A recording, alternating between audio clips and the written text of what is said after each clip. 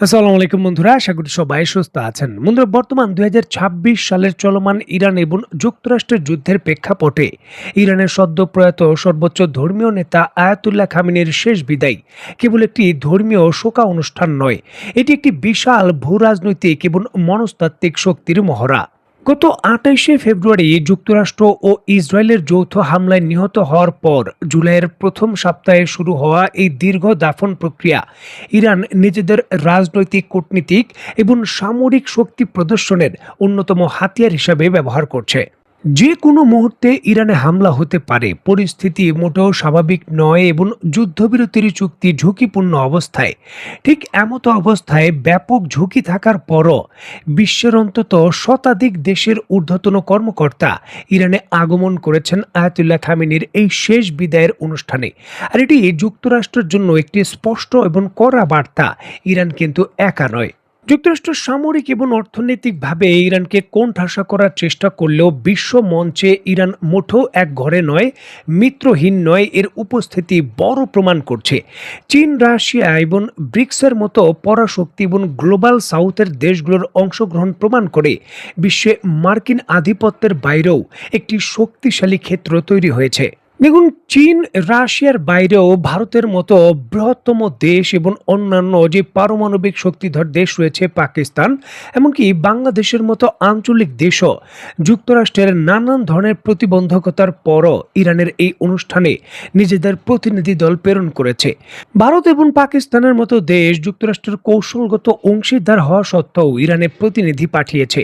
এটি নির্দেশ করে যে আঞ্চলিক স্থিতিশীলতা এবং নিজেদের অর্থনৈতিক স্বার্থের প্রশ্নে তারা ইরানকে এড়িয়ে চলতে নারাজ। যুক্তরাষ্ট্রের অন্ধ অনুকরণ তারা করবে না।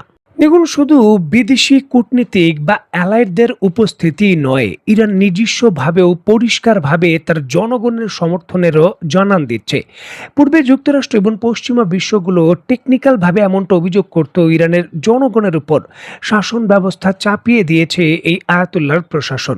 তবে আয়াতুল্লাহর শেষ বিদায়ে যে লক্ষ লক্ষ, বলা হচ্ছে প্রায় ৩ কোটির কাছাকাছি মানুষের যে সমাগম হবে তার শেষ বিদায়ের অনুষ্ঠানে, এই ইরানের অভ্যন্তরীণ সাধারণ জনগণ এটি স্বস্পর্ত সমর্থন এবং মনস্তাত্ত্বিক একটি গণভোটের মতো, যেটি বিশ্বের সামনে তুলে ধরছে যে ইরানের শাসন ব্যবস্থার উপর ইরানের মানুষের কতটুকু ঐক্য রয়েছে।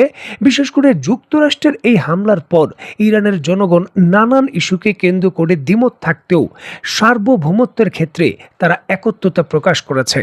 সাধারণত যুক্তরাষ্ট্রের হামলার কারণে কোনো দেশের সুপ্রিম লিডার বা নেতৃস্থানীয় নেতা যদি ক্ষমতাচ্যুত হয়, সেই দেশের জনগণ ঐক্য তেমন দেখায় না। ইরাকের দেশ থেকে শুরু করে লিবিয়া কিংবা রিসেন্টলি ভেনেজুয়েলার ভেতর যে ঘটনা ঘটে গেল, তারপর ক্ষমতা অধিগ্রহণের জন্য যে প্রতিযোগিতা এবং বিশৃঙ্খলা তৈরি হয়েছিল এই সকল দেশের ভেতর, ইরানের ভেতর সেটা হয়নি।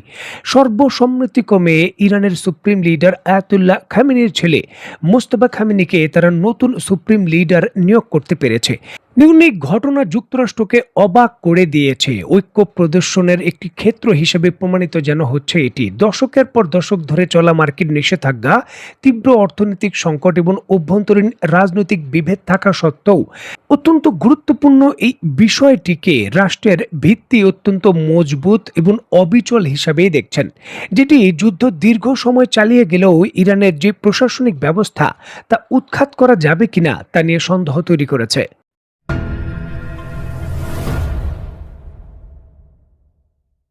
স্ক্রিনে বর্তমানে আপনারা যে দৃশ্যটি দেখছেন, এটি অত্যন্ত বিরল এবং নজিরবিহীন দৃশ্য।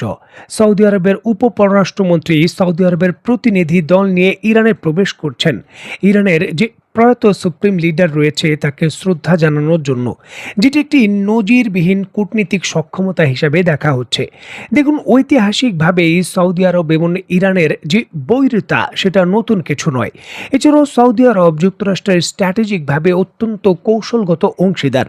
মধ্যপ্রাচ্যে যে প্রভাব বলয় রয়েছে যুক্তরাষ্ট্রের, তার অন্যতম রক্ষা কবচ হিসাবে বিবেচনা করা হয় সৌদি আরবের রয়্যাল ফ্যামিলিকে। পৃথিবীর অন্যান্য দেশের অংশগ্রহণ বা অন্যান্য দেশের প্রতিনিধিদের উপস্থিতি যুক্তরাষ্ট্রকে যতটা না অস্বস্তি দেয়, সৌদি আরবের উপস্থিতি শুধু অস্বস্তিই দেয় না, বরঞ্চ চিন্তিত করে।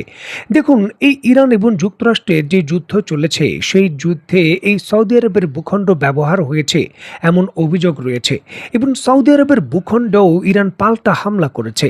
ঠিক এত কিছু ঘটে যাওয়ার পর মাত্র কিছুদিন পূর্বেই চীনে সফর করেছেন সৌদি আরবের পররাষ্ট্রমন্ত্রী। আর এর পরপরই কিন্তু এই ঘটনা ঘটল। সামরিক বিশেষজ্ঞরা এবং ভূরাজনীতিবিদরা বলছেন, চীনের মধ্যস্থতায় দুইটি বৈরী দেশের মধ্যে অর্থনৈতিক সম্পর্ক এবং অন্যান্য প্রযুক্তিগত সম্পর্ক যে হতে পারে তারই যেন ইঙ্গিত এটি। এই জায়গায় চীনের মধ্যস্থতায় এই পুরো মধ্যপ্রাচ্যের পরিস্থিতিকে অনেকটা শান্ত করা এবং স্ট্র্যাটেজিকভাবে একটা ধৈর্য ধরে রাখার ক্ষেত্রে মধ্যস্থতায় বড় ফল পাওয়া গেছে। দেখুন, যদি চীনের মধ্যস্থতায় বড় ধরনের কোনো আশাব্যঞ্জক কোনো চুক্তি বা গোপন সমঝোতা না হতো, সৌদি আরবের প্রতিনিধি দল ইরানে প্রবেশ করত না, এমনটা অনেকেই কিন্তু মনে করছেন। তবে প্রশ্ন হলো যে সৌদি আরব এবং ইরানের মধ্যে চীনের গোপন মধ্যস্থতায় সমঝোতাটা আসলে কি হয়েছে এবং যুক্তরাষ্ট্রের এখানে উপস্থিতি অনেকটা সীমিত করার ক্ষেত্রে কি ধরনের যুগান্তকারী পদক্ষেপ আসতে চলেছে।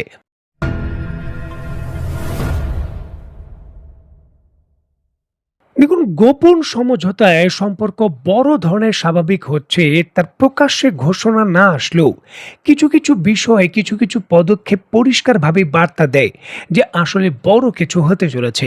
দেখুন, যুক্তরাষ্ট্র একটা দীর্ঘ সময় ধরেই ইরানের শুধু বিমান বাহিনী নয়, তাদের যে রাষ্ট্রায়ত্ত বেসামরিক যে বিমান চলাচল ব্যবস্থা রয়েছে তার উপরও কঠোর নিষেধাজ্ঞা দিয়ে রেখেছে, যার জন্য যুক্তরাষ্ট্রের কোম্পানি তো বাদই দিন, ইউরোপের কোনো কোম্পানি থেকেও এই ইরান তার নিজস্ব বেসামরিক বিমান সংস্থার জন্য কোনো যাত্রীবাহী বিমান ক্রয় করতে পারে না।